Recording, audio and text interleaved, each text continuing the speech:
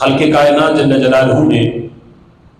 قرآن مجید فرقان حمید میں ارشاد فرمایا وَمِنَ النَّاسِ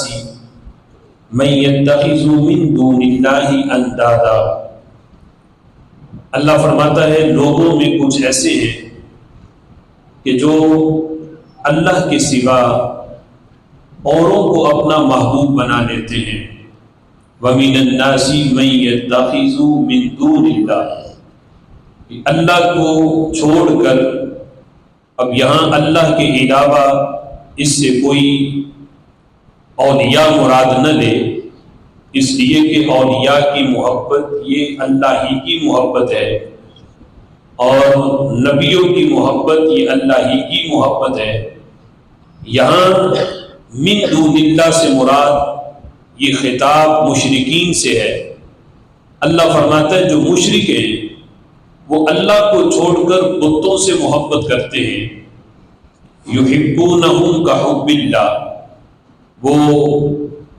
یوں بتوں سے پیار کرتے ہیں جیسے پیار اللہ سے کیا جاتا ہے۔ یہ بتوں سے وہ اس طرح کی محبت کرتے ہیں کہ جیسے اللہ سے محبت کی جاتی ہے۔ اور پھر اللہ ایمان والوں کی شان کو بیان کرتے ہوئے فرماتا ہے کہ مشرکو تم مجھے چھوڑ کے بتوں سے پیار کرتے ہو، لیکن میرے ماننے والوں کی شان یہ ہے والذین آمنوا اشد حبا للہ، جو ایمان والے ہیں وہ اللہ سے شدید محبت کرتے ہیں۔ ایمان والے اللہ سے شدید قسم کی محبت کرتے ہیں، یہ ایمان والوں کی شان اور ایمان والوں کی علامت ہے۔ رسول اللہ صلی اللہ تعالی علیہ وسلم نے جس وقت اپنے صحابہ کو اللہ کی محبت کا درس دیا اور اس محبت کی تبلیغ کی تو رسول اللہ صلی اللہ تعالی علیہ وسلم نے سر فہرست اللہ کی محبت کا جو سبب بیان کیا، حضور فرماتے ہیں میرے صحابہ احب اللہ لما یغزوکم بہ من نعمت، میرے صحابہ اللہ سے محبت کرو، اللہ سے پیار کرو۔ سبب کیا ہے؟ فرمایا اگرچہ اس سے محبت کرنے کے اسباب بہت سے ہیں، لیکن سب سے پہلا سر فہرست سبب یہ ہے کہ لما یغزوکم بہ من نعمہ، کہ جو رب ہر لمحے تم پہ نعمتوں کی برسات کرتا ہے، تمہیں کھلاتا ہے پلاتا ہے، تمہاری غذا کا اہتمام کرتا ہے۔ جب سے اس نے تمہارے جسم میں جان ڈالی ہے، تم اپنی والدہ کے پیٹ میں تھے تو وہاں بھی اس نے تمہاری غذا کا اہتمام کیا، اور جس وقت تم اپنے ہاتھ سے کوئی چیز پکڑ کے منہ تک نہیں لے جا سکتے تھے، اس نے پھر بھی تمہاری غذا کا اہتمام کیا۔ پھر جب تک یہ سانس تمہاری باقی ہے، اس جسم میں روح باقی ہے، تب تک اس نے رزق کا ذمہ خود لیا ہوا ہے اور ہر لمحے تمہیں وہ کھلاتا پلاتا ہے، تم پہ نعمتوں کی برسات کرتا ہے۔ میرے صحابہ ایک لمحہ جو تم اللہ کی طرف سے نعمتوں کو وصول کرتے ہو اس کا حق کوئی ادا نہیں کر سکتا، اس لیے اس رب سے پیار کرو کہ جو ہر لمحہ تم پہ اپنی نعمتوں کی برسات فرماتا ہے۔ حضرت داؤد علیہ السلام ان کے بارے میں آتا ہے کہ آپ اکثر دعا مانگتے اور دعا میں اکثر یہ جملہ آپ بولا کرتے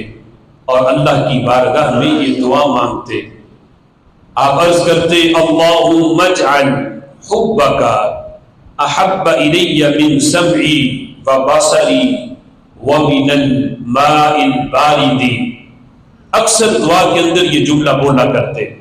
عرض کرتے اے اللہ اجعل حبک، اے اللہ اپنی محبت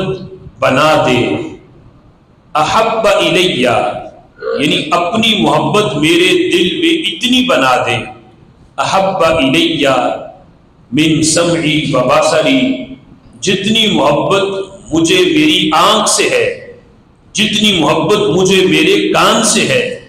میرے اعضاء میرے جسم سے جو میری محبت ہے اے اللہ اس سے کہیں بڑھ کر میرے دل میں تیری محبت آ جائے۔ اب انسان کو اپنی آنکھوں سے کتنا پیار ہے، اپنے پورے جسم سے بندے کو کتنا پیار ہے، ہلکی سی تکلیف بھی بندہ برداشت نہیں کرتا، فوراً اس کا علاج کرواتا ہے، اور اس کے علاج کے لیے وہ دولت کے پہلے دولت سے پیار ہوتا ہے وہ اکٹھی کرتا ہے، لیکن جب جسم بیمار پڑ جائے تو اسے ٹھیک کرنے کے لیے وہ لاکھوں کروڑوں بھی لگا دیتا ہے۔ تو اتنا بندے کو اپنے اعضاء سے محبت ہے، پیار ہے، تو حضرت داؤد کہتے ہیں اے اللہ مجھے میرے اعضاء سے جتنی محبت ہے اس سے کہیں بڑھ کر میرے دل میں تیرا پیار آ جائے۔ اور پھر کہتے وَمِنَ الْمَاءِ الْبَارِدِ، اے اللہ سخت گرمی کے اندر جو ٹھنڈے پانی سے بندے کو محبت ہوتی ہے کہ پینے کے لیے بندے کو ٹھنڈا پانی ملے، یعنی بہت شدید گرمی کا موسم ہو اور پھر پیاس بھی شدید لگی ہو تو بندہ سب سے بڑھ کر جتنا چاہے لذیذ کھانا کیوں نہ ہو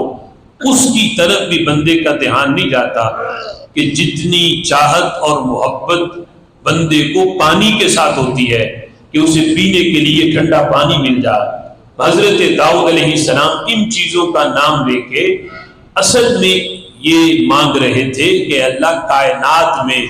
جو جو محبت کے تقاضے ہیں کہ جن جن سے بندہ پیار کر سکتا ہے،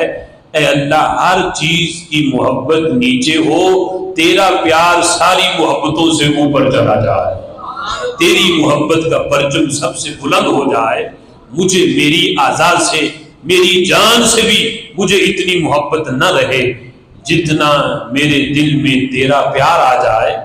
اور گرمیوں کے سخت موسم کے اندر جو ٹھنڈے پانی سے انسان کی محبت ہوتی ہے، اے اللہ اس سے کہیں بڑھ کر میرے دل میں تیری محبت پیدا ہو جائے۔ اس سلسلہ میں جس وقت ہم اولیاء کی جو تصریحات ہیں ان کو دیکھتے ہیں تو اس میں ہمیں محبت کی جو کچھ علامات اور اس کے تقاضوں کے لحاظ سے اولیاء کی تعلیمات کے اندر یہ ملتا ہے کہ اس امت کی بہت بڑی ولیاں ہیں۔ حضرت رابعہ بصریہ،